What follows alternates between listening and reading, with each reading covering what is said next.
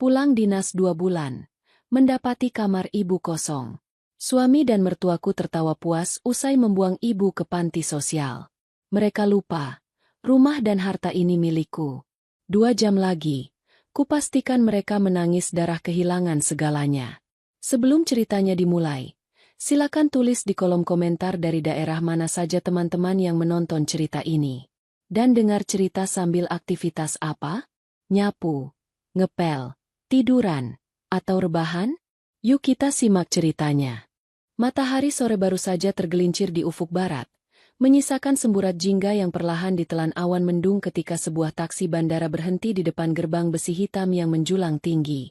Pagar itu terlihat kokoh, melindungi sebuah rumah berlantai 2 dengan arsitektur modern minimalis yang berdiri megah di kawasan elit Jakarta Selatan. Dari dalam taksi, turunlah seorang wanita berusia akhir 20-an. Maya, nama wanita itu.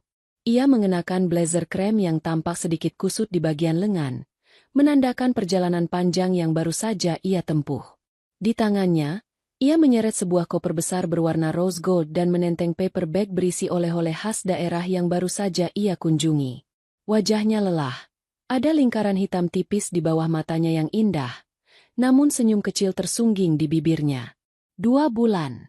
Sudah 2 bulan lamanya Maya meninggalkan rumah ini demi mengawasi proyek besar perusahaan di Kalimantan. Proyek yang menyita waktu, tenaga, dan pikirannya. Namun, rasa lelah itu seolah menguap begitu ia melihat rumahnya. Yang ada di benaknya saat ini hanyalah satu hal. Pelukan hangat ibu dan aroma sayur asem buatan beliau yang tiada duanya. Terima kasih, Pak. Ucap Maya ramah pada sopir taksi setelah membayar ongkos. Sopir itu mengangguk hormat, lalu membantu menurunkan satu koper lagi dari bagasi sebelum berlalu pergi. Maya menarik napas panjang, menghirup udara rumah yang ia rindukan. Ia sengaja tidak memberi kabar pada Rio, suaminya, bahwa ia akan pulang sore ini. Ia ingin memberikan kejutan.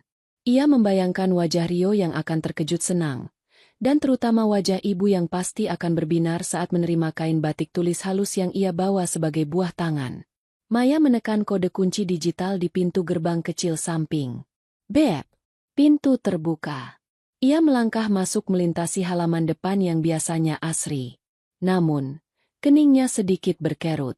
Rumput Jepang yang biasanya rapi kini terlihat agak gondrong tak terawat. Beberapa pot bunga anggrek kesayangan almarhum ayahnya yang biasanya berjejer rapi di rak besi tempa, kini posisinya berantakan. Bahkan ada satu pot tanah liat yang pecah di sudut taman dan dibiarkan begitu saja. Mungkin Pak Kebun sedang sakit. Batin Maya mencoba berpikir positif, meski hatinya mulai merasakan ketidaknyamanan yang samar. Ia membuka pintu utama. Assalamualaikum. Rio? Ibu? Maya pulang. Serunya dengan nada riang, berusaha menepis perasaan ganjil tadi. Hening. Tidak ada sahutan. Hanya suara televisi yang terdengar sayup-sayup dari ruang keluarga di lantai 2. Maya melepaskan high heels-nya di rak sepatu. Matanya menyipit melihat rak itu penuh sesak. Di sana, berjejer sepatu-sepatu hak tinggi norak berwarna mencolok yang bukan miliknya. Ada juga sandal-sandal kulit pria yang berserakan tidak pada tempatnya. Bu Ratmi pasti sedang menginap, gumam Maya pelan. Ia tidak keberatan mertuanya menginap, asalkan tidak membuat keributan. Namun, melihat sepatu yang berserakan itu, ia menghela napas. Kerapian adalah hal yang selalu ia jaga di rumah ini. Maya melangkah masuk lebih dalam. Matanya membelalak kaget. Ruang tamu yang ia desain dengan gaya Skandinavian yang elegan, kini berubah drastis.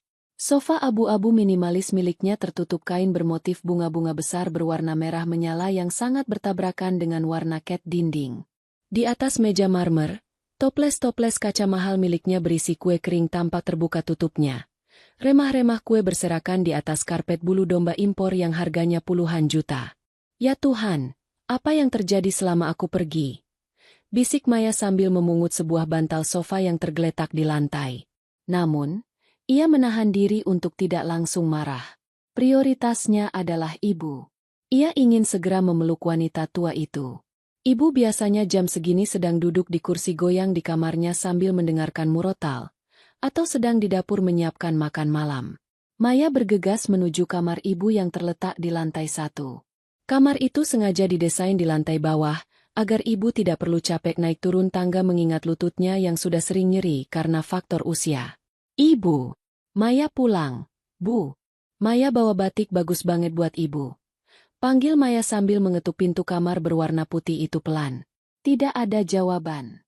Pintu itu tidak terkunci. Maya memutar gagang pintu dan mendorongnya perlahan. Bu! Dek! Jantung Maya seakan berhenti berdetak sedetik. Tas paper bag yang dipegangnya terlepas dari genggaman. Jatuh ke lantai menimbulkan suara buk yang lirih. Kamar itu kosong. Benar-benar kosong melompong. Tempat tidur kayu jati tua yang nyaman tempat ibu biasa beristirahat sudah tidak ada. Lemari pakaian besar berisi kebaya-kebaya kesayangan ibu lenyap. Meja rias antik peninggalan nenek yang selalu dijaga ibu seperti harta karun juga raib. Bahkan karpet di lantai pun tidak ada. Yang tersisa di ruangan itu hanyalah debu tipis yang melapisi lantai keramik dingin. Seolah ruangan itu sudah ditinggalkan berhari-hari. Di pojok ruangan, Maya melihat sebuah kotak kardus bekas mie instan yang tergeletak miring. Ia melangkah mendekat dengan kaki gemetar. Di dalam kardus itu, ada bingkai foto almarhum ayah yang kacanya retak. Dibuang begitu saja seperti sampah. Napas Maya mulai memburu. Matanya terasa panas. Ia berputar mengelilingi ruangan itu, mencari jejak keberadaan ibunya. Tidak mungkin ibu pindah kamar ke atas. Ibu tidak bisa naik tangga. Tidak mungkin ibu pergi liburan membawa serta lemari dan tempat tidurnya. Ibu! Suaranya tercekat. Maya berlari keluar kamar ibu menuju dapur. Kosong. Tidak ada aroma masakan. Panci-panci bersih. Kompor dingin. Ia berlari ke kamar pembantu di belakang. Kosong juga. Rupanya Mbak Ijah, asisten rumah tangga yang sudah bekerja 5 tahun dengannya, juga tidak ada di tempat. Kepanikan mulai menjalari seluruh tubuh Maya. Rasa lelah akibat perjalanan jauh seketika hilang, digantikan oleh adrenalin yang memuncak karena rasa takut yang amat sangat. Kemana ibunya? Kemana semua barang-barang ibu? Di tengah keheningan lantai 1 yang mencekam, tiba-tiba terdengar gelak tawa yang keras dari lantai 2. Suara tawa laki-laki dan perempuan tua yang sangat ia kenal. Suara Rio dan ibunya, Bu Ratmi. Tawa mereka terdengar begitu lepas, begitu puas. Kontras dengan kesunyian dingin di kamar ibu yang kini kosong melompong. Maya mendongak menatap tangga menuju lantai 2. Tangannya mengepal erat hingga kuku-kukunya memutih menekan telapak tangan. Firasat buruknya kini berubah menjadi keyakinan yang mengerikan. Sesuatu yang jahat telah terjadi di rumah ini saat ia tidak ada. Dan pusat dari kejahatan itu sedang tertawa terbahak-bahak di atas sana. Dengan langkah berat namun pasti, Maya menaiki anak tangga satu persatu. Setiap langkah kakinya diiringi detak jantung yang memukul dada dengan keras. Ia bukan lagi Maya yang lelah pulang kerja. Ia adalah seorang anak yang sedang mencari keadilan bagi ibunya. Maya sampai di ujung tangga lantai 2. Pemandangan di ruang keluarga membuatnya harus menahan napas agar tidak berteriak detik itu juga. Rio, suaminya, sedang berbaring santai di sofa kulit recliner yang harganya setara motor sport.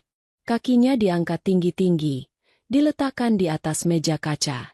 Di tangannya ada stick konsol game, sementara matanya terpaku pada layar televisi 65 inci yang sedang menayangkan acara komedi slapstick.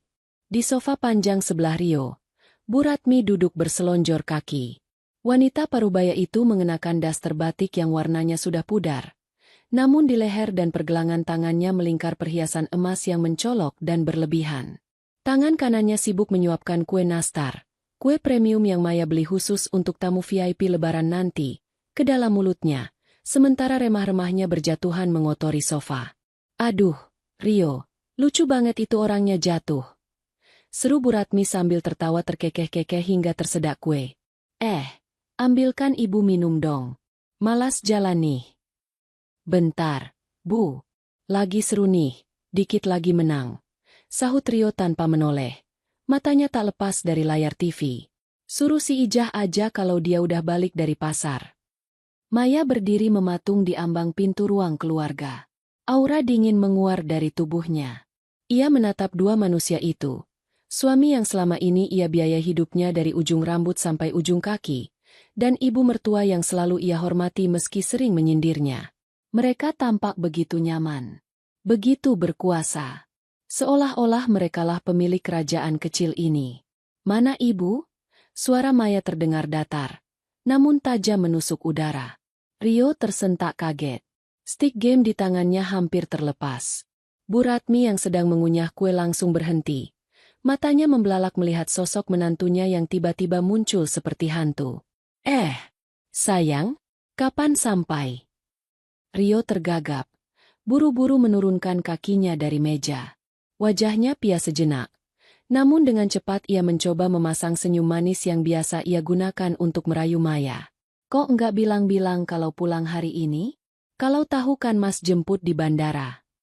Bu Ratmi juga segera memperbaiki posisi duduknya. Namun wajahnya tidak menunjukkan rasa bersalah sedikitpun. Ia justru menatap Maya dengan pandangan menilai dari atas ke bawah. Seolah mengecek apakah Maya membawa oleh-oleh mahal untuknya.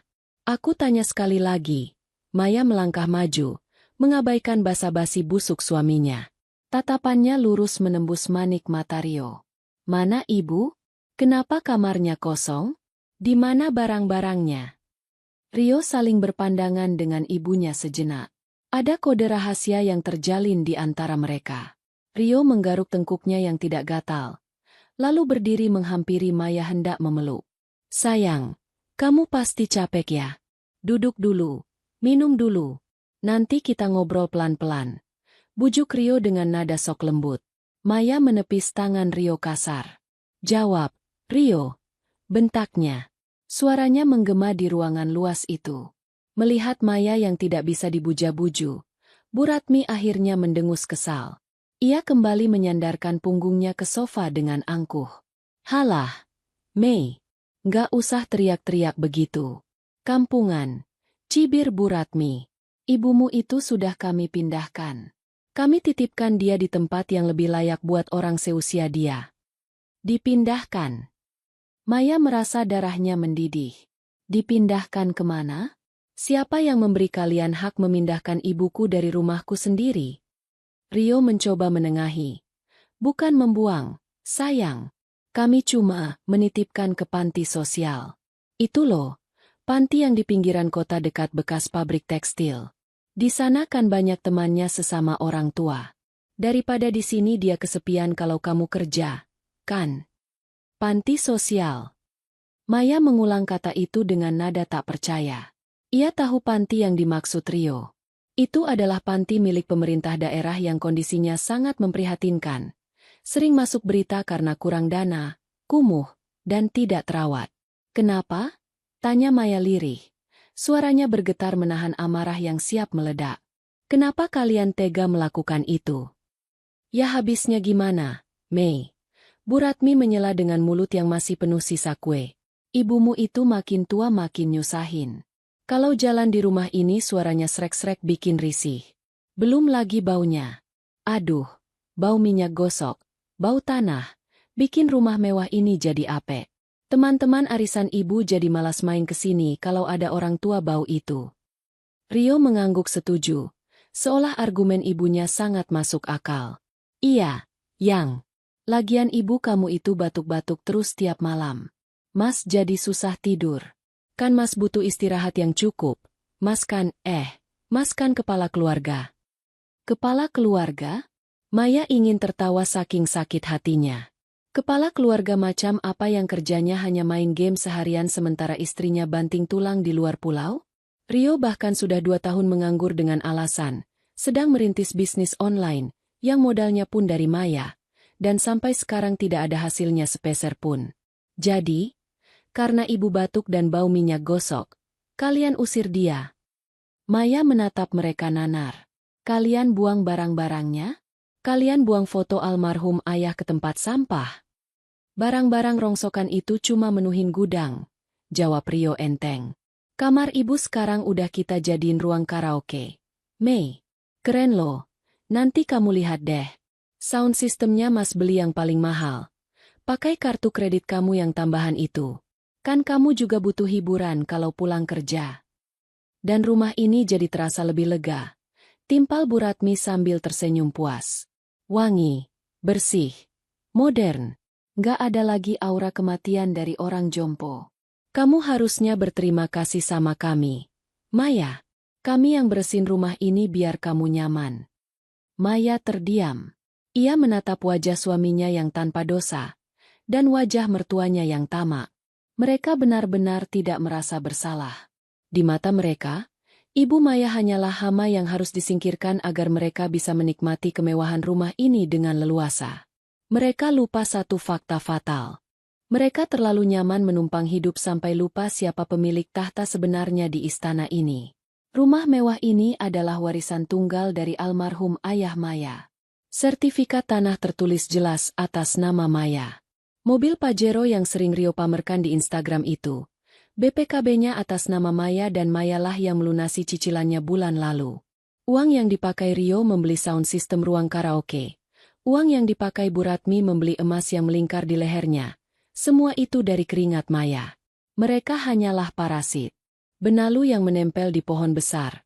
Yang kini merasa lebih berhak daripada akarnya sendiri. Perlahan, getaran di tangan Maya berhenti. Rasa ingin menangisnya hilang seketika. Digantikan oleh ketenangan yang mematikan.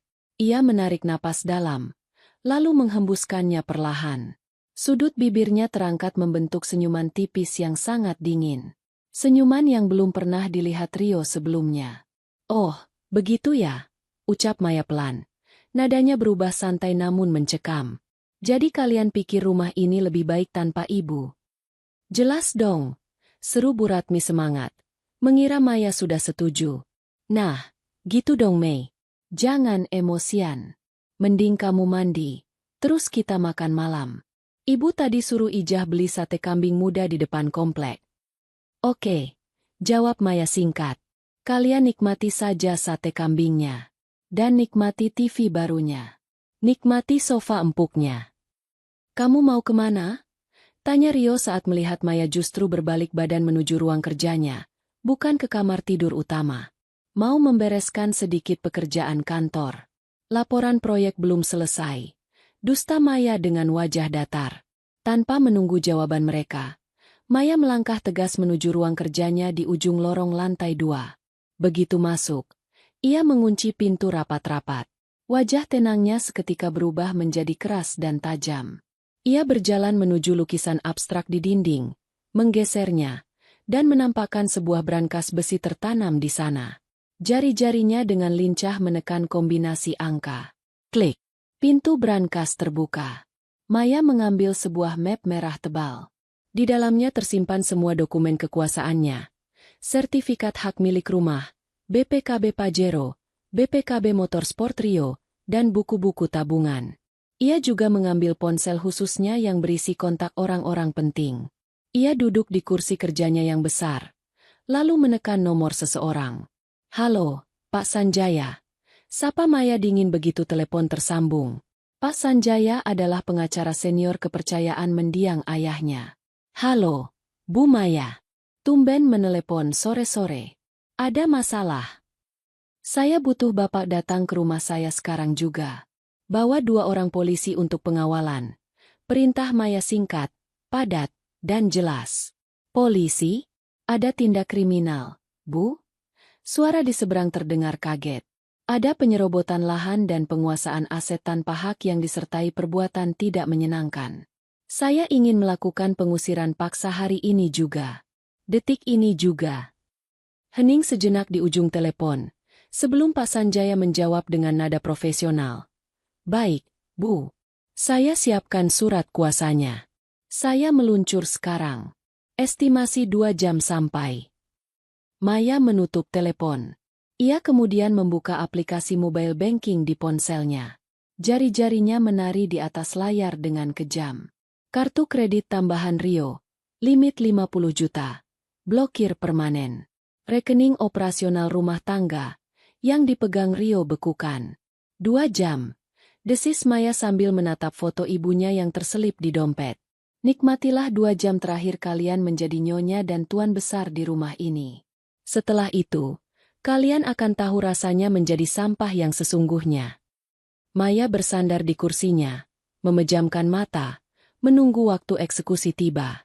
Di luar, suara tawa Rio dan ibunya masih terdengar sayup-sayup, tidak menyadari bahwa badai kehancuran sedang bergerak cepat menuju mereka. Di dalam ruang kerja yang kedap suara itu, Maya duduk tegak menghadap layar laptop yang menyala terang. Cahaya biru dari monitor memantul di wajahnya yang kini sekeras batu pualam. Di luar sana, di balik pintu kayu jati yang terkunci rapat, samar-samar masih terdengar suara televisi yang volumenya dinaikkan. Rio dan Bu Ratmi sedang menikmati kejayaan semu mereka, tidak menyadari bahwa waktu mereka tinggal menghitung menit. Maya tidak langsung membereskan laporan kantor seperti alasannya tadi. Jari-jarinya justru sibuk menelusuri riwayat rekaman CCTV rumah yang terhubung ke server awan, cloud, pribadinya. Ia perlu melihatnya. Ia perlu menyaksikan sendiri bagaimana proses pengusiran itu terjadi, bukan untuk menyakiti dirinya sendiri, melainkan untuk membunuh sisa-sisa rasa kasihan yang mungkin masih tertinggal di sudut hatinya sebagai seorang istri. Rekaman tertanggal 2 hari yang lalu itu mulai berputar. Di layar, terlihat Bu Ratmi sedang berkacak pinggang di depan Ibu Maya yang duduk gemetar di kursi makan. Mulut Bu Ratmi komat-kamit, jelas sedang memaki, meski suaranya tidak terekam jelas. Rio berdiri di samping ibunya, bukan membela mertuanya, melainkan sibuk memasukkan baju-baju Ibu Maya ke dalam kantong kresek hitam besar secara asal-asalan, seolah sedang membuang sampah. Maya melihat ibunya mencoba memegang tangan Rio, mungkin memohon agar tidak diusir. Namun, Rio, lelaki yang dulu berjanji di depan penghulu akan menjaga keluarga ini, justru menyentakkan tangan ringkih itu dengan kasar hingga tubuh tua ibu terhuyung hampir jatuh. "Biadab," desis Maya. Air matanya menetes satu, namun segera ia hapus dengan punggung tangan. Adegan selanjutnya membuat darah Maya mendidih hingga ke ubun-ubun. Bu Ratmi terlihat mendorong punggung ibu keluar dari pintu utama. Ibu yang berjalan tertatih-tatih tanpa tongkat penyangganya, yang entah dibuang kemana, hampir tersandung di teras. Mereka tidak mengantar ibu dengan mobil. Sebuah mobil bak terbuka tua, yang sepertinya mobil angkutan barang sewaan, sudah menunggu di depan pagar. Rio mengangkat tubuh ibu setengah menyeret dan mendudukannya di depan sebelah sopir. Setelah mobil itu pergi membawa ibu, Rio dan Bu Ratmi terlihat berpelukan di teras rumah sambil tertawa dan melakukan high five. Mereka merayakan kepergian wanita tua yang tak berdaya itu seolah baru saja memenangkan lotre. Maya mematikan laptop dengan kasar. Napasnya memburu. Itu sudah lebih dari cukup. Jika sebelumnya masih ada setitik raguan karena memikirkan status pernikahan mereka, kini keraguan itu musnah tak berbekas. Mereka bukan manusia. Mereka adalah monster yang menyamar dalam wujud keluarga. Maya beralih ke ponselnya. Ia membuka aplikasi perbankan digital prioritas yang dimilikinya. "Mari kita lihat seberapa hebat kalian tanpa uangku," gumam Maya dingin. Pertama, ia mengakses rekening tambahan, add-on, kartu kredit Black Card yang dipegang Rio. Kartu itulah yang selama ini membuat Rio bisa bergaya bak sosialita di depan teman-temannya, mentraktir sana-sini, dan membeli barang-barang elektronik mahal. Maya menekan tombol blokir sementara lalu memilih opsi lapor hilang dicuri untuk memastikan kartu itu mati total secara permanen dan tidak bisa diaktifkan ulang oleh Rio. Kedua, ia mengakses rekening tabungan operasional rumah tangga. Rekening ini atas nama Rio, tapi sumber dananya 100% auto-debit dari gaji Maya setiap bulan. Jumlahnya puluhan juta, dimaksudkan untuk belanja bulanan, gaji pembantu, dan kebutuhan ibu. Namun, melihat betapa kurusnya ibu terakhir kali Maya video call dan betapa mewahnya perhiasan Bu Ratmi sekarang, Maya tahu kemana uang itu mengalir. Tanpa ampun, Maya menghubungi relationship manager bank tersebut melalui jalur khusus nasabah prioritas. "Halo, Mbak Siska. Saya Maya," ucapnya tegas. "Tolong bekukan rekening atas nama Rio Pratama yang terhubung dengan akun utama saya. Sekarang juga. Tarik semua sisa saldo kembali ke rekening induk saya." Alasan? Indikasi penyalahgunaan dana. "Baik, Bu Maya. Akan segera kami proses. Ada lagi?" "Ya. Tolong pastikan notifikasinya tidak masuk ke ponsel dia sekarang. Biarkan dia tahu saat transaksinya gagal nanti." "Siap, Bu." Selesai urusan perbankan, Maya beralih ke urusan karir Rio. Suaminya itu sering membual sedang merintis bisnis startup jual beli mobil bekas. Padahal, modalnya dari Maya, dan rekanan bisnisnya adalah Pak Hendra, salah satu teman lama ayah Maya yang mau membantu Rio hanya karena segan pada Maya. Maya menekan nomor Pak Hendra. Om Hendra, ini Maya. Maaf ganggu sore-sore. Nak Maya, apa kabar? Rio sehat? Om, tolong hentikan semua kerjasama dengan Rio mulai detik ini. Tarik semua unit mobil yang Om titipkan ke dia. Jangan kasih dia akses ke showroom Om lagi. Hening sejenak di seberang sana. Loh, ada apa ini, Mei? Kok mendadak? Rio sudah melewati batas. Om, dia mengusir ibu saya dari rumah saat saya dinas luar kota. Saya akan memiskinkan dia malam ini juga. Suara Pak Hendra terdengar kaget, lalu berubah menjadi nada marah yang tertahan. Pak Hendra sangat menghormati almarhum ayah Maya. Astaga, kurang ajar betul anak itu. Oke, Mei, Om mengerti. Om akan suruh anak buah Om ambil 3 mobil yang dibawa Rio sekarang juga. Om putus kontraknya detik ini. Makasih, Om. Maya meletakkan ponselnya di meja. Semuanya sudah siap. Jaring perangkap sudah ditebar. Kini ia hanya perlu menunggu waktu. Ia melirik jam dinding digital di meja kerjanya. Pukul 18.45. 15 menit lagi Pak Sanjaya dan polisi akan tiba. Maya berdiri, berjalan menuju cermin besar di sudut ruangan. Ia merapikan rambutnya, memoles sedikit lipstik merah tua di bibirnya untuk menyamarkan wajah pucatnya. Ia harus terlihat kuat. Ia adalah putri tunggal dari seorang pengusaha sukses. Ia adalah pemilik sah kerajaan ini. Ia tidak boleh terlihat lemah di depan para perampok itu. Terdengar suara motor berhenti di depan pagar rumah. Itu pasti tukang sate pesanan Rio. Sate! GoFood! Teriak abang ojol dari luar pagar. Maya tersenyum sinis. Itu akan menjadi drama pembuka yang manis. Ia mendengar langkah kaki Rio berlari kecil menuruni tangga sambil bersenandung. Rio pasti berpikir hidupnya sempurna. Perut lapar, makanan datang, istri pulang, berarti sumber uang aman, dan mertua rewel sudah hilang. Sayangnya, Rio tidak tahu bahwa sate itu tidak akan pernah sampai ke mulutnya. Di lantai bawah, Rio membuka pintu utama dengan wajah sumringah. Aroma arang dan daging bakar menguar dari bungkusan yang dipegang abang ojol di balik pagar. Rio menekan tombol pembuka gerbang otomatis, membiarkan si abang ojol masuk ke halaman. Totalnya 350.000. Mas, sate kambing muda istimewa 50 tusuk sama gulai 2 porsi, kata abang ojol sambil menyodorkan struk. Oke, santai. Bentar ya. Ambil dompet dulu. Rio merogoh saku celana pendeknya, mengeluarkan dompet kulit branded, hadiah ulang tahun dari Maya tahun lalu. Ia mencabut kartu debit platinumnya dengan gaya angkuh. Pakai mesin EDC kan? Gesek aja. Abang ojol itu mengangguk dan mengeluarkan mesin EDC mini. Rio menyerahkan kartunya dengan percaya diri. Tit, tit, tit. Mesin itu berbunyi panjang. Maaf mas. Declinet. Ditolak.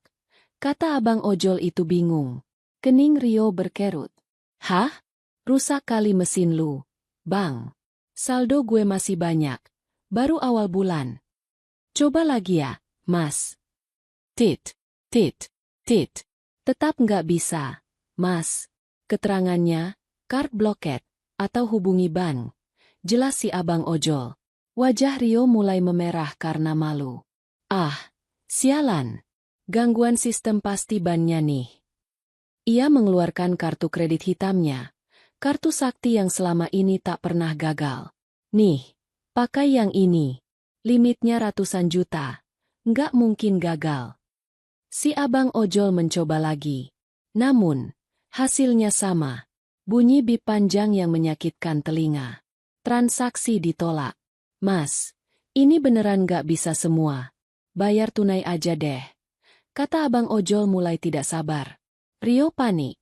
Ia jarang memegang uang tunai. Bu, ibu. Teriaknya ke dalam rumah. Bu Ratmi muncul di pintu dengan wajah masam. Apa sih, Rio? Teriak-teriak kayak di hutan. Pinjam duit tunai dong, Bu. 300.000. Kartu Rio error semua nih. Sistem bank lagi daun kayaknya. Ibu mana pegang duit cash? Kan tadi ibu belanja emas pakai kartu gesek kamu juga. Gerutu Bu Ratmi. Di tengah kebingungan memalukan itu, sebuah mobil sedan hitam mewah berhenti tepat di depan gerbang yang masih terbuka, menghalangi jalan keluar abang ojol. Di belakang sedan itu, sebuah mobil patroli polisi dengan lampu rotator biru menyala tanpa sirine ikut berhenti. Rio dan Bu Ratmi terdiam. Mulut mereka menganga. Abang ojol itu pun ikut bengong. Pintu sedan terbuka. Keluarlah Pak Sanjaya, pengacara senior berwajah tegas dengan setelan jas rapi, didampingi dua asisten berbadan tegap. Dari mobil belakang, dua orang polisi berseragam lengkap turun dan langsung berdiri sigap di sisi kiri dan kanan gerbang. Selamat malam, sapa Pak Sanjaya dengan suara bariton yang berat dan berwibawa. Rio menelan ludah. Wajahnya yang tadi merah karena malu kini berubah pucat pasi. Malam, Pak. Ada apa ya? Bapak siapa? Sebelum Pak Sanjaya menjawab, suara langkah kaki terdengar dari dalam rumah. Maya keluar. Ia berdiri di ambang pintu utama, menatap pemandangan itu dengan tatapan sedingin es kutub. Dia pengacaraku, Mas, kata Maya tenang. Rio menoleh cepat ke arah istrinya. Sayang, ini ada apa? Kenapa ada polisi? Kamu laporin abang ojol ini. Maya tidak menjawab Rio. Ia menoleh ke abang ojol. Bang, maaf ya. Makanannya dibawa lagi saja. Atau kasih ke bapak-bapak polisi di pos depan komplek. Pesanan dibatalkan. Ini uang ganti ruginya. Maya mengeluarkan selembar uang 100.000 dari saku blazernya dan memberikannya pada si abang ojol. Abang ojol yang sadar situasi sedang genting buru-buru mengambil uang itu, menyambar bungkusan satenya, dan kabur secepat kilat dengan motornya. Kini, tinggal mereka berlima di halaman. Suasana mencekam. Langit di atas mulai meneteskan gerimis, seolah mendukung suasana suram bagi Rio dan ibunya. Pak Sanjaya, silakan. Perintah Maya singkat. Pak Sanjaya membuka map merah yang dibawanya. Ia tidak perlu berteriak, tapi suaranya cukup membuat lutut Rio lemas. Saudara Rio Pratama dan Ibu Ratmi. Mulai Pak Sanjaya. Berdasarkan instruksi klien saya, Ibu Maya Arista, selaku pemilik sah tunggal atas tanah dan bangunan ini berdasarkan sertifikat hak milik nomor 1024, serta seluruh aset bergerak di dalamnya. Malam ini juga, detik ini juga, kalian diperintahkan untuk mengosongkan rumah ini. Apa? Bu Ratmi menjerit melengking. Toples kue yang entah sejak kapan dipegangnya jatuh ke lantai teras dan pecah berkeping-keping. Ngawur kamu. Ini rumah anak saya. Saya ibunya. Saya berhak tinggal di sini. Ini bukan rumah anak ibu, potong Pak Sanjaya dingin. Ia menunjukkan salinan sertifikat rumah. Nama yang tertera di sini adalah Maya Arista, bukan Rio Pratama. Rio hanya menumpang. Rio gemetar hebat. Ia mencoba mendekati Maya, memasang wajah memelas yang dulu selalu berhasil meluluhkan hati istrinya. Ia menjatuhkan dirinya, berlutut di lantai teras yang mulai basah oleh air hujan. Mei, kamu bercanda kan? Ini prank kan? Masa kamu usir suamimu sendiri? Kita kan suami istri. Harta kamu harta aku juga. Rio mencoba meraih kaki Maya, menangis meraung-raung. Ampun, Mei. Mas minta maaf kalau ada salah. Jangan begini. Malu sama tetangga. Maya mundur selangkah, menghindari sentuhan tangan Rio seolah tangan itu penuh kuman penyakit. Harta kita. Maya tertawa pelan. Tawa yang terdengar sangat menyakitkan. Sejak kapan kamu punya harta, Rio? Baju yang kamu pakai itu aku yang beli. Mobil yang kamu banggakan itu aku yang lunasin. Makan yang masuk ke perut buncitmu itu duit aku. Dan kamu dengan lancangnya membuang ibuku dari rumahku sendiri karena merasa berkuasa. Itu ide ibu. Itu ide ibuku, Mei. Rio tiba-tiba menunjuk Bu Ratmi, mencoba menyelamatkan dirinya sendiri. Ibu yang bilang rumahnya sempit. Ibu yang suruh buang. Aku cuma nurut. Mei, jangan usir aku. Usir ibu aja. Bu Ratmi melotot. Tak percaya anak kesayangannya mengkhianatinya begitu saja. Rio, anak durhaka kamu. Kok nyalahin ibu? Kamu yang bilang pengen ruang karaoke kan? Bu Ratmi berteriak histeris, lalu beralih memaki Maya. Heh, perempuan mandul. Sombong kamu ya? Mentang-mentang kaya. Kamu injak-injak suami dan mertua. Ingat surga istri itu di telapak kaki suami.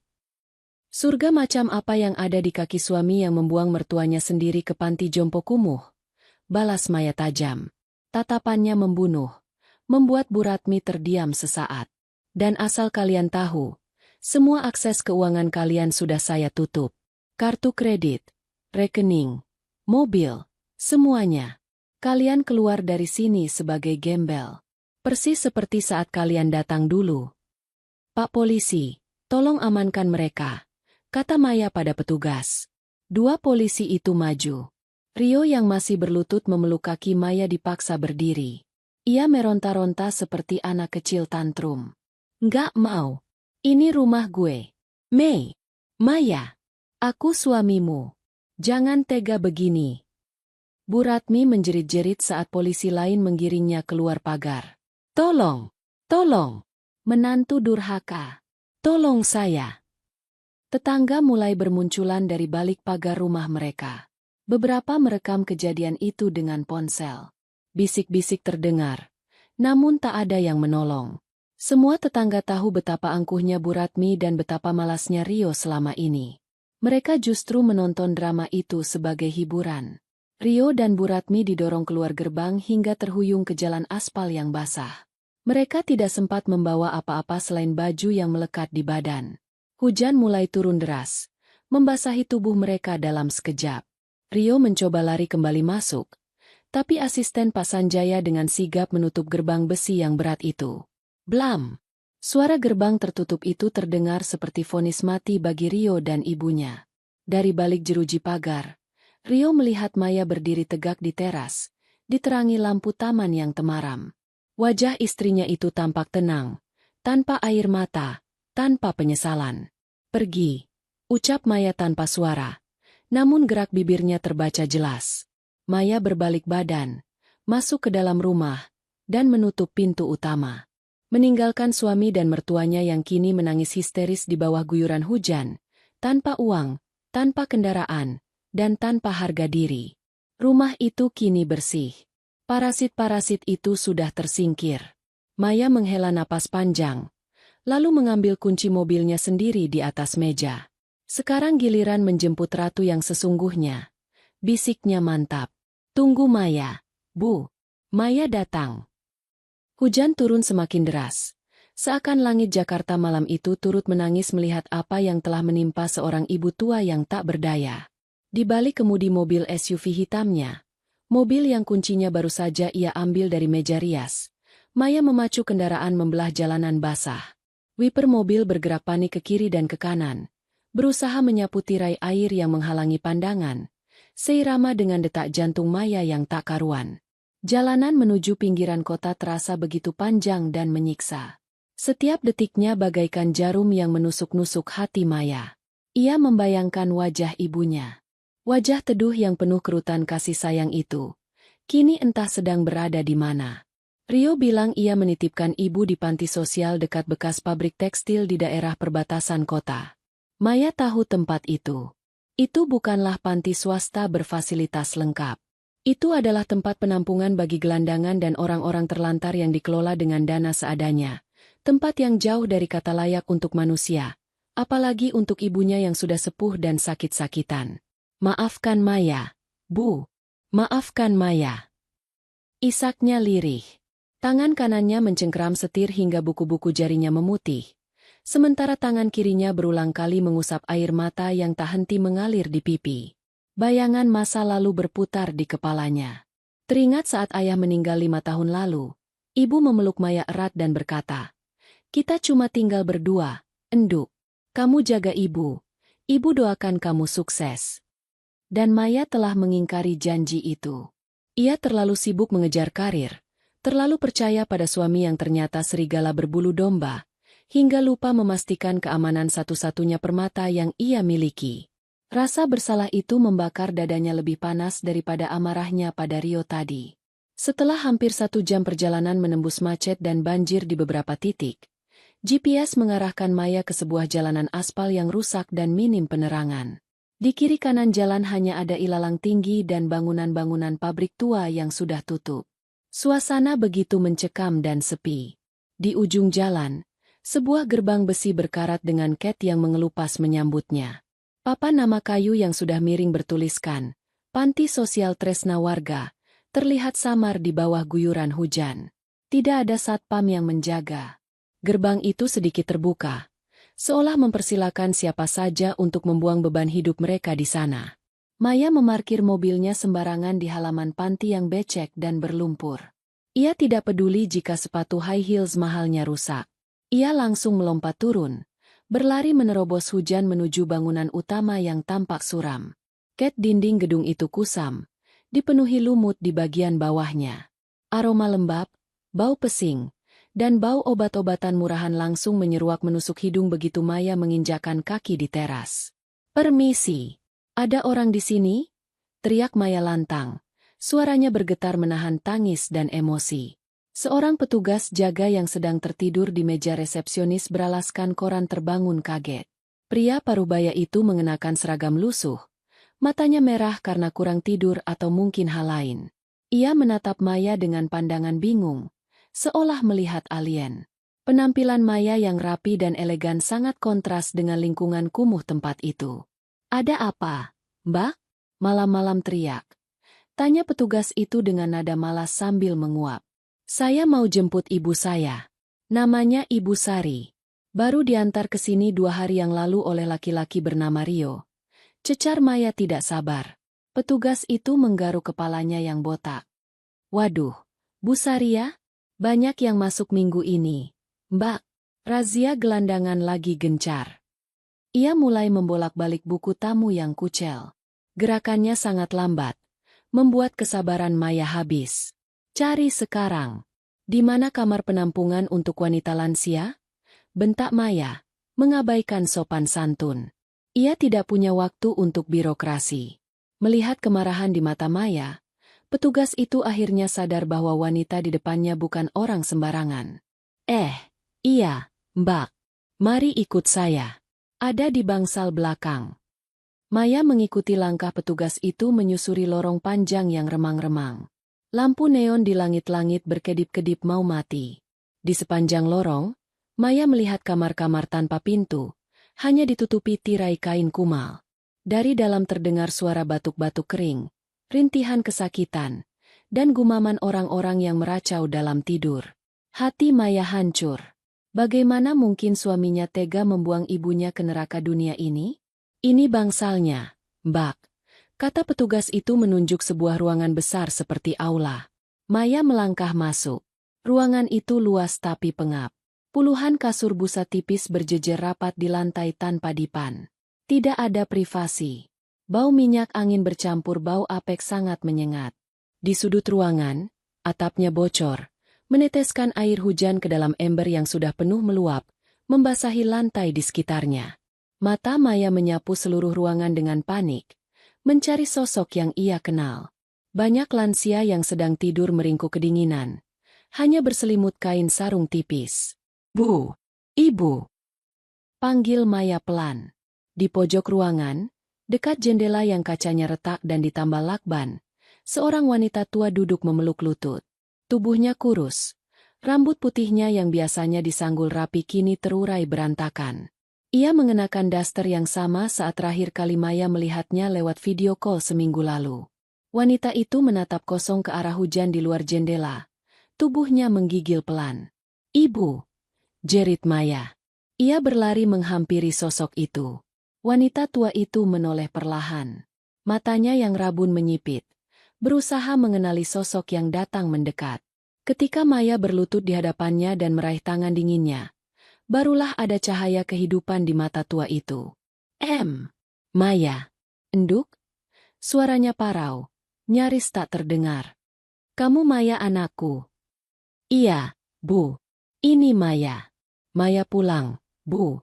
Tangis Maya pecah seketika. Ia memeluk tubuh ringkih ibunya erat-erat. Tidak peduli pada bau apek atau kotoran yang melekat di baju ibunya. Ia membenamkan wajahnya di bahu ibunya yang kurus, menumpahkan segala penyesalan dan kerinduannya. Ibu Sari terdiam sejenak, seolah memastikan ini bukan mimpi. Tangan keriputnya yang gemetar perlahan terangkat, mengelus rambut Maya.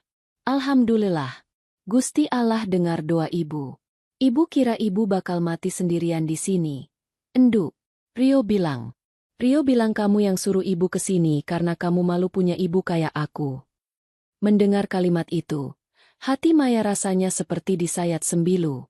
Rio tidak hanya membuang ibunya, tapi juga menanamkan fitnah kejam di hati ibunya. Betapa jahatnya laki-laki itu. Maya melepaskan pelukannya, menatap wajah ibunya lekat-lekat. Ia menghapus air mata di pipi keriput itu. Itu bohong, Bu. Demi Allah. Maya nggak pernah suruh itu. Rio bohong. Rio jahat. Maya nggak tahu apa-apa. Begitu Maya pulang dan tahu ibu nggak ada, Maya langsung cari ibu. Ibu Sari tersenyum lemah. Air mata haru menetes dari sudut matanya. Ibu percaya. Enduk. Anak ibu nggak mungkin jahat. Ibu sudah maafkan. Ayo kita pulang, Bu. Rumah kita sudah bersih. Nggak ada lagi yang bisa nyakitin ibu. Ajak Maya tegas. Ia melepaskan blazernya dan memakaikannya ke tubuh ibunya yang kedinginan. Maya membantu ibunya berdiri. Kaki Ibu Sari tampak lemah. Ia meringis menahan sakit di lututnya. Sakit ya, Bu? Kumat rematiknya. Enduk. Lantainya dingin banget. Nggak ada karpet. Jawab Ibu Sari lirih. Maya mengertakkan gigi menahan amarah pada Rio. Ia memapah ibunya dengan hati-hati. Saat mereka berjalan keluar, beberapa penghuni panti lain terbangun dan menatap mereka dengan pandangan iri. Maya sempat berhenti sebentar, mengeluarkan dompetnya, mengambil semua uang tunai yang ada, sekitar 2 juta rupiah, dan memberikannya pada petugas jaga tadi. Pak, tolong belikan makanan yang layak dan selimut buat mereka semua besok pagi. Sisanya buat Bapak, tapi pastikan atap bocor itu diperbaiki. Pesan Maya tegas. Petugas itu mengangguk cepat. Matanya berbinar melihat lembaran uang merah. Maya menuntun ibunya masuk ke dalam mobil. Ia menyalakan pemanas ruangan agar ibunya merasa hangat. Kita pulang ke rumah, Enduk? Tanya Ibu Sari polos saat mobil mulai bergerak meninggalkan panti jahanam itu. Iya, Bu. Ke rumah kita. Kamar ibu sudah Maya siapkan. Kasur ibu yang empuk, bantal ibu, semuanya. Jawab Maya sambil tersenyum, meski air matanya masih menggenang. Rio sama ibunya gimana? Nanti Bu Ratmi marah kalau lihat ibu pulang. Ibu takut. Enduk. Bu Ratmi galak, suka nyubit kalau Maya nggak ada. Adu Ibu Sari dengan nada takut seperti anak kecil. Maya menggenggam tangan ibunya dengan satu tangan sambil tetap menyetir. Esestet, tenang saja, Bu. Mereka sudah pergi. Maya sudah usir mereka. Mereka nggak akan pernah injak rumah kita lagi. Mulai malam ini, cuma ada Maya dan ibu. Kita bahagia lagi kayak dulu sama ayah. Ibu Sari menghela napas lega, menyandarkan kepalanya di jok mobil yang empuk. Alhamdulillah. Bisiknya pelan. Lalu perlahan matanya terpejam karena kelelahan dan rasa nyaman yang akhirnya ia rasakan kembali. Perjalanan pulang terasa lebih ringan. Hujan mulai reda, menyisakan gerimis kecil. Maya menatap wajah ibunya yang tertidur pulas di sampingnya. Ia bersumpah dalam hati, mulai detik ini, kebahagiaan ibunya adalah prioritas mutlak. Dan bagi mereka yang telah menyakiti ibunya, penderitaan mereka baru saja dimulai. Maya tersenyum tipis, teringat wajah pucat Rio saat diusir tadi. Itu baru permulaan. Sesampainya di rumah, Maya menggendong ibunya, yang ternyata tubuhnya terasa sangat ringan karena berat badannya turun drastis, masuk ke dalam rumah. Mbak Ijah, pembantu rumah tangga yang ternyata baru pulang dari kampung karena disuruh cuti paksa oleh Rio, agar tidak ada saksi pengusiran, sudah menunggu di depan pintu dengan wajah cemas. Maya sudah meneleponnya di jalan tadi. Ya Allah, Ibu. Tangis Mbak Ijah pecah melihat kondisi majikannya. Bantu siapkan air hangat dan bubur. Mbak, kita rawat Ibu sampai sehat lagi. Perintah Maya. Malam itu, di kamar yang hangat dan wangi aromaterapi, Ibu Sari tidur dengan nyenyak di atas kasur empuknya yang baru. Maya duduk di samping tempat tidur, mengusap tangan ibunya, menjaganya sepanjang malam. Rumah mewah itu kembali terasa hidup, kembali memiliki jiwanya, setelah parasit-parasit itu dibersihkan. Sementara Maya dan ibunya mulai menemukan kembali kehangatan rumah, nasib Rio dan Bu Ratmi berputar 180 derajat menuju titik nadir. Hujan deras yang mengguyur Jakarta malam itu tidak menunjukkan belas kasihan pada dua manusia yang kini berdiri menggigil di halte bus Reyot, sekitar 1 kilometer dari komplek perumahan mewah Maya. Mereka berjalan kaki tertatih-tatih setelah diusir satpam komplek yang diperintahkan Maya untuk tidak membiarkan mereka berkeliaran di area perumahan. Rio duduk meringkuk di bangku besi yang dingin.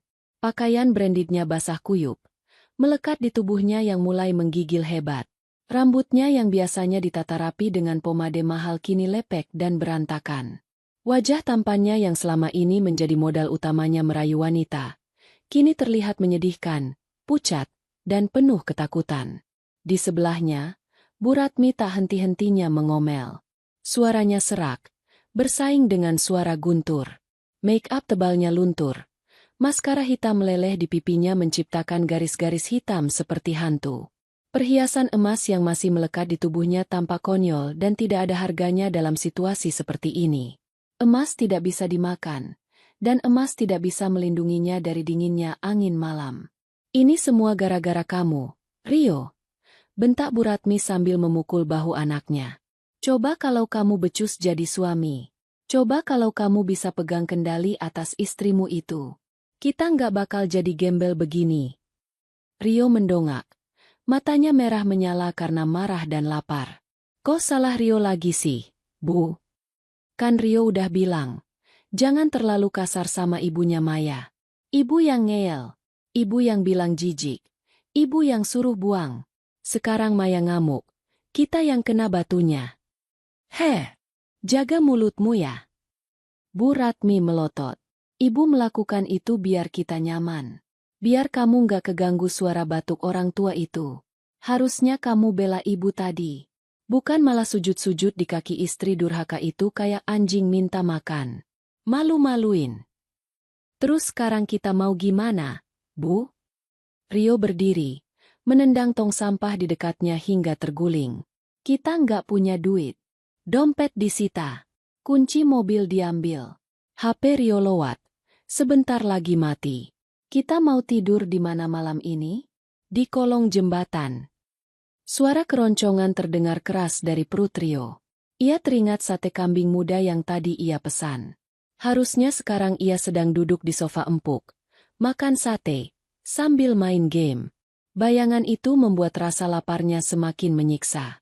Rio merogoh saku celananya, mengeluarkan ponselnya yang layarnya basah. Baterai tinggal 5%. Ia mencoba menelepon teman-temannya, para sahabat, yang selama ini sering ia traktir di klub malam menggunakan uang Maya. Halo, bro? Doni? Sapa Rio panik saat telepon tersambung. Yo, Rio. Tumben nelpon. Ada apa, bro? Mau ngajak party lagi? Suara di seberang terdengar riuh dengan musik dentuman bass. Bukan, Don. Gue ada masalah dikit nih. Dompet gue ketinggalan. Mobil mogok. Gue boleh pinjam duit nggak? Atau gue numpang tidur di apartemen lo malam ini aja? Hening sejenak. Waduh, bro. Sorry banget nih. Gue lagi ada tamu. Cewek gue lagi di sini. Nggak enak kalau ada orang lain. Lu kan orang kaya. Masa nggak bisa check-in hotel sih? Hahaha. Don, tolonglah. Rekening gue diblokir bini gue. Gue beneran butuh bantuan. Nada suara Doni langsung berubah dingin. Oh, berantem sama Bu Bos? Wah, sorry ayo. Gue nggak mau ikut campur urusan rumah tangga orang. Lagian gue juga lagi bokek. Bye. Tut. Tut, tut. Sambungan diputus. Rio menatap layar ponselnya dengan nanar. Bangsat. Makinya. Ia mencoba menelepon nomor lain. Rico, teman main golfnya. Halo, Rick? Ini Rio. Rio. Kenapa, bro? Gue butuh bantuan, Rick. Pinjam duit 1 juta aja. Besok gue ganti 2 juta. Waduh, yo. Lu nggak baca grup WhatsApp ya? Pak Hendra barusan blast pesan ke semua grup komunitas mobil. Katanya lu ada kasus penggelapan unit mobil dia? Katanya lu di blacklist dari semua kerja sama bisnis. Jantung Rio mencelos. Berita itu menyebar begitu cepat. Maya benar-benar menghancurkannya sampai ke akar-akarnya. Itu salah paham, Rick. Gue dijebak. Udahlah yo. Gue nggak mau cari masalah sama Pak Hendra atau keluarga istri lu. Jangan hubungi gue lagi ya. Nomor lu gue blokir. Telepon mati lagi.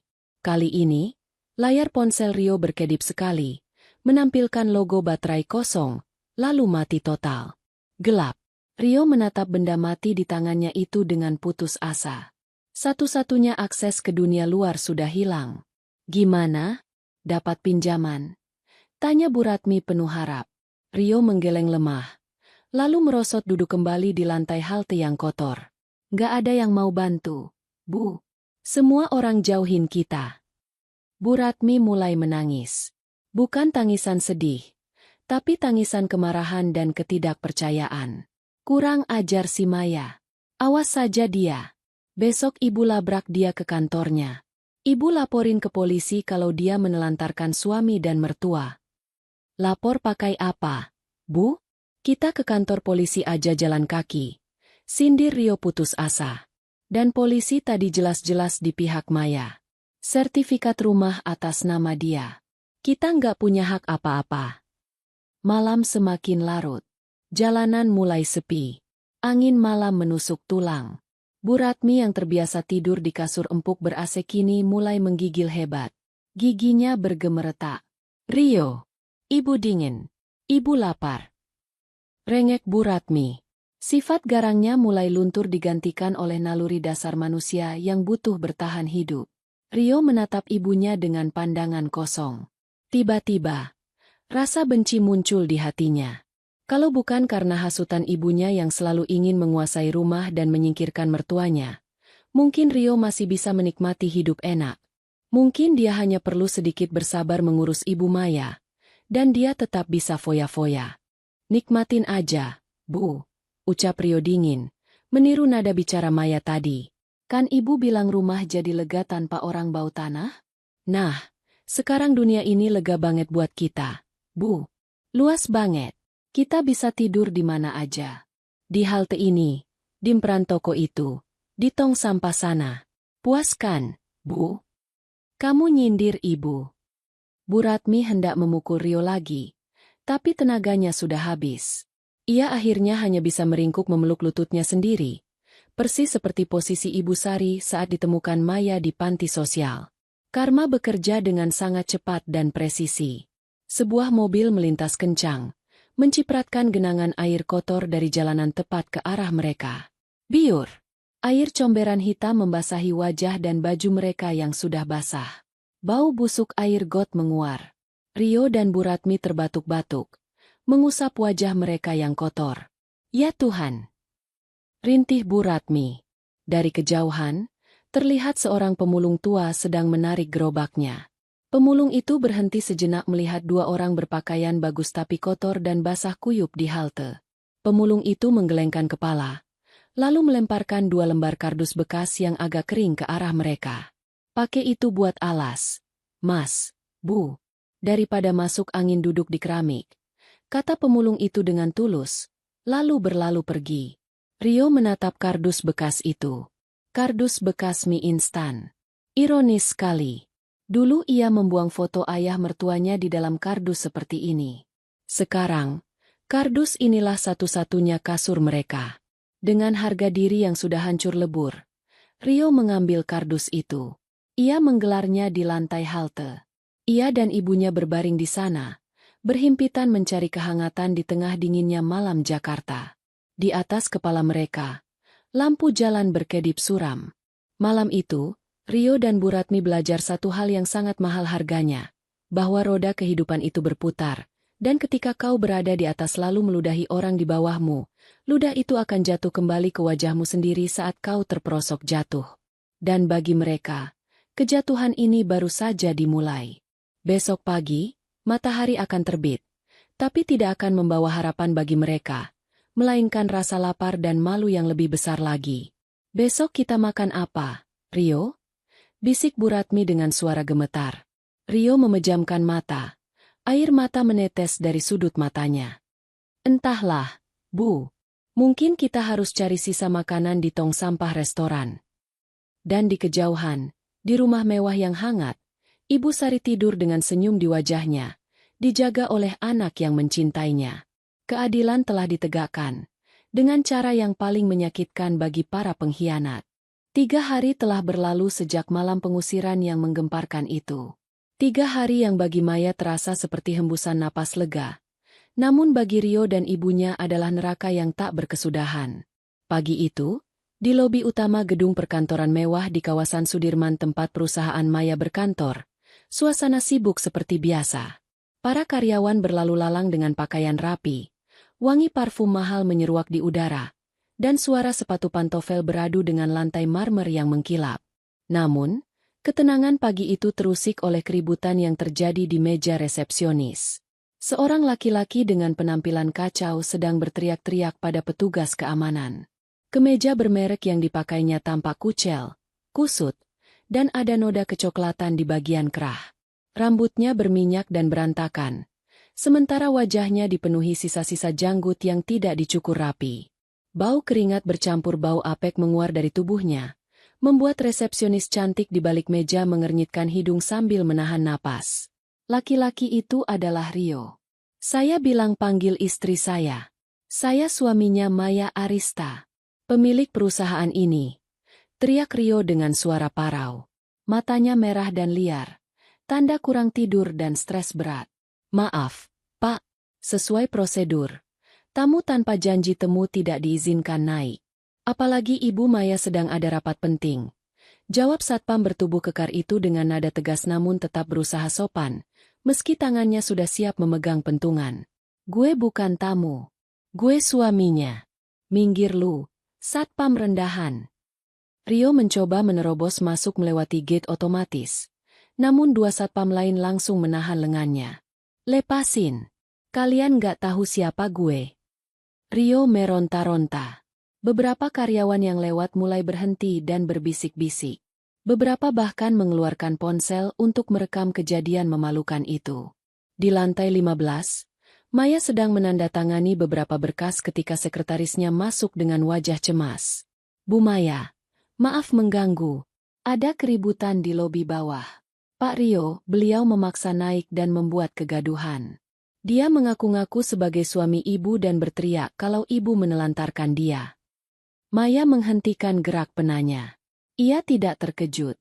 Ia sudah menduga parasit itu akan datang ketika rasa lapar sudah tak tertahankan. Maya meletakkan pulpennya, lalu berdiri dan merapikan blazernya. Wajahnya tenang, namun sorot matanya tajam setajam elang yang mengincar mangsa. Biarkan dia masuk ke lobi, tapi jangan biarkan naik ke lift. Saya yang akan turun. Perintah Maya dingin. Baik, Bu. Maya melangkah keluar ruangan, menuju lift pribadi eksekutif. Ia turun ke lobi bukan untuk menyambut suaminya, melainkan untuk memberikan pukulan terakhir yang akan mematikan sisa-sisa harga diri laki-laki itu di depan umum. Ketika pintu lift terbuka di lantai dasar, suara Rio masih terdengar lantang. Ia sedang melakukan aksi playing victim di hadapan kerumunan karyawan dan pengunjung gedung. Kalian tahu, istri saya itu kejam. Saya diusir dari rumah cuma gara-gara masalah sepele. Saya dan ibu saya tidur di jalanan 3 hari ini. Dia wanita karir yang lupa daratan. Dia durhaka sama suami. Seru Rio berapi-api, mencoba mencari simpati. Masalah sepele. Suara Maya membelah kerumunan. Seketika suasana menjadi hening. Para karyawan yang berkerumun langsung membelah jalan, memberi ruang bagi sang ratu untuk lewat. Maya berjalan dengan anggun, dagunya terangkat tinggi, tatapannya lurus mengunci sosok Rio yang tampak menyedihkan. Rio terdiam sejenak melihat istrinya. Maya tampak begitu bersinar, begitu cantik dan berwibawa, sangat kontras dengan dirinya yang seperti gembel. Namun, rasa lapar dan putus asa membuat Rio nekat. Ia langsung berlari kecil mendekati Maya dan menjatuhkan diri berlutut, mencoba meraih tangan Maya di depan semua orang. "Mei, sayang, syukurlah kamu turun." Rio mengubah taktiknya dari marah menjadi memelas. "Tolong aku, Mei. Aku belum makan dari kemarin. Ibu sakit demam di kontrakan petak yang sempit. Kami nggak punya uang sama sekali. Tolong, Mei. Maafin Mas. Izinkan kami pulang." Maya mundur selangkah, menghindari tangan kotor Rio. Ia menatap suaminya dengan tatapan jijik yang tidak ditutup-tutupi. "Pulang?" tanya Maya dengan nada yang cukup keras agar didengar semua orang di lobi itu. "Pulang ke rumah yang sertifikatnya atas namaku? Rumah yang ibumu bilang lebih lega setelah kalian membuang ibuku ke panti sosial kumuh."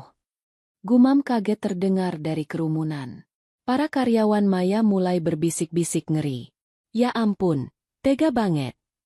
Wajah Rio pucat. Itu kan salah paham, Mei.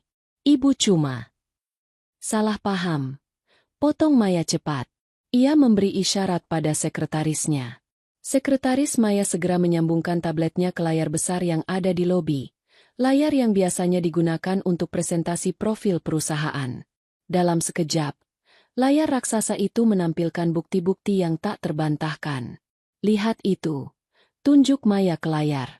Muncul foto-foto kondisi Ibu Sari saat ditemukan di panti sosial. Kurus, kotor, dan ketakutan. Lalu muncul rekaman CCTV saat Rio menyeret ibunya keluar rumah. "Ini yang kamu sebut salah paham, Rio?" Suara Maya meninggi, penuh emosi namun terkontrol. "Kamu membuang ibuku seperti sampah saat aku banting tulang mencari nafkah untuk gaya hidup mewahmu dan ibumu. Kamu pakai uangku untuk beli mobil, beli jam tangan, beli tas branded buat ibumu, sementara ibuku kamu kasih makan sisa." Rio gemetar. Ia tidak menyangka Maya akan sebrutal ini mempermalukannya di depan umum. "Mei, cukup, malu dilihat orang." "Malu?" Maya tertawa sinis. "Kamu masih punya malu? Kemana rasa malumu saat kamu hidup dari keringat istrimu selama 5 tahun ini?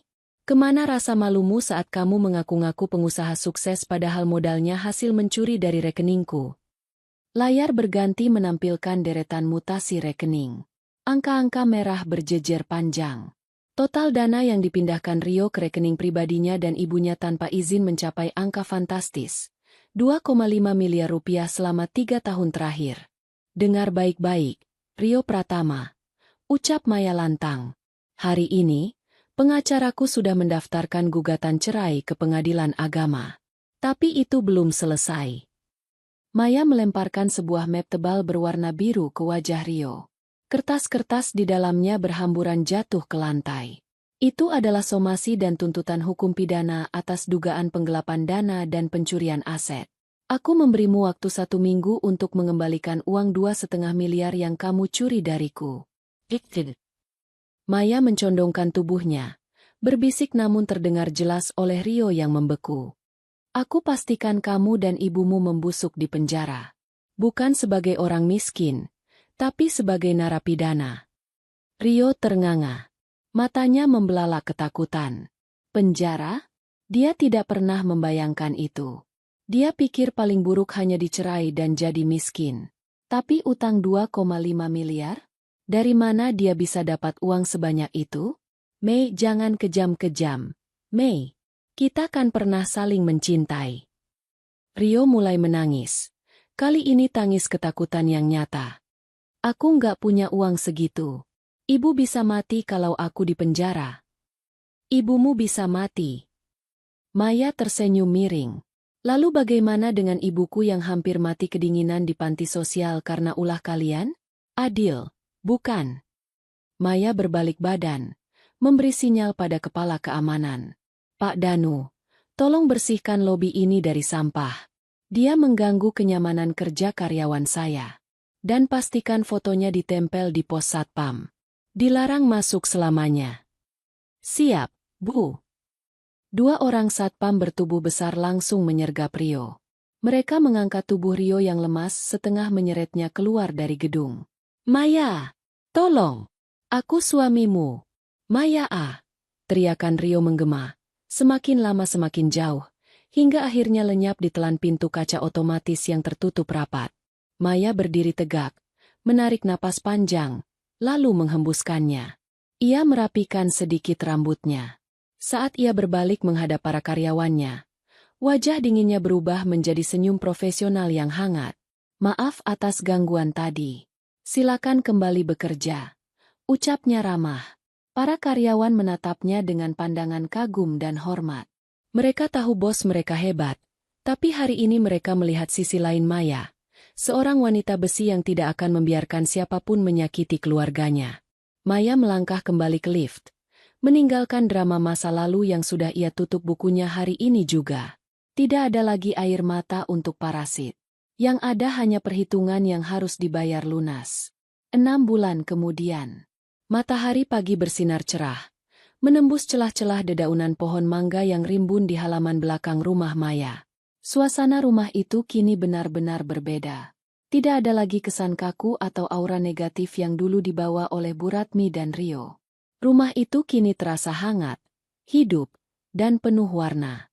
Dinding ruang tengah yang dulu dicat warna abu-abu gelap pilihan Rio, kini telah diganti dengan warna krem cerah yang menenangkan.